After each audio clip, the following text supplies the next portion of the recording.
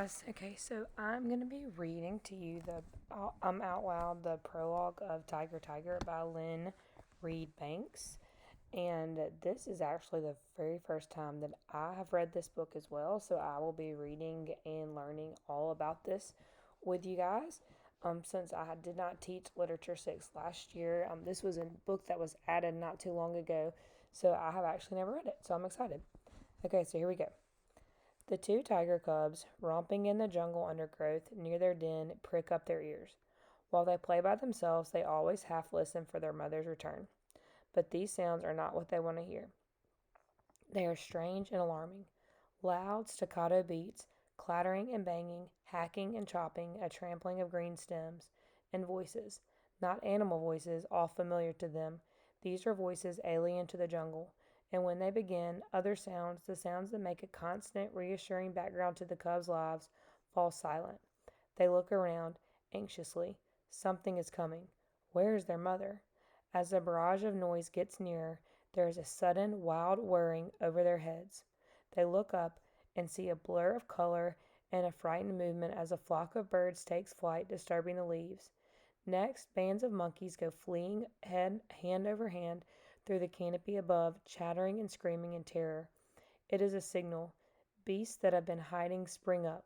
The cubs see a buck stumbling clumsily among the trees not far from them. At a greater distance they hear an elephant trumpet, a warning. Smaller creatures flee invisibly but audibly through the undergrowth. Every sound they hear seems to urge them to run, but they do not. The flight instinct conflicts with their mother's training. They must stay by the den where she can find them. They crouch together, keeping low. There is a brief pause. Then suddenly the line of hunters breaks through the jungle thickets into the small clearing in front of the den. The bigger cub tries to run now, but it is too late. He is pounced on, seized by the scruff of the neck, and thrust into a sack. He squirms and squeals and tries to bite his captor, but it is useless. The smaller cub doesn't even manage to struggle. He is enclosed in a dark, noisome place and swung upward.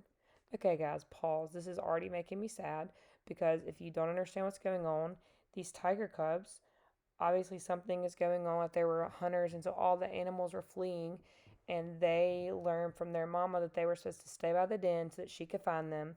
So they stay, and then they get caught by these hunters. It's making me so sad. Okay, moving on. They can see nothing now, but they hear trampling underneath them, and the ear-hurting other sounds fade. They are bumped up and down, their bodies distressed, their minds blank with bewilderment. The two hunters who carry the sacks reach the edge of the forest where their horses wait.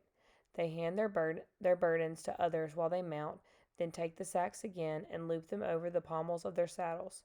The horses can smell the tiger scent and begin neighing and curvetting, trying to get away from it. Their skilled riders use this fear to urge them forward. The tigress, they know, cannot be far away. The tigress meaning like the mama. Behind them in the jungle, the noise of the beaters continues. More beasts are being hunted and trapped. The moment their heads are freed, the horses rear up, then gallop for the riverbank where the boats wait.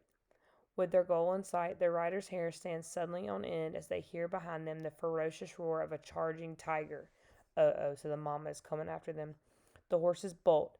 Reaching the ramp that connects the bank with the first boat, the leading horse bounds up it. The one behind utters a scream as it feels the tigress's claws tear its haunch, then, wild-eyed, it plunges up onto the deck. The hunters disengage the sacks and fling them expertly to the waiting sailors. Then they jump from their horses and turn at the rail to watch as others repel their pursuer. As the cubs are carried down to where cages wait in the grim bowels of the ship, they cannot know that their last chance of rescue lies at the foot of the gangway with a spear through her heart.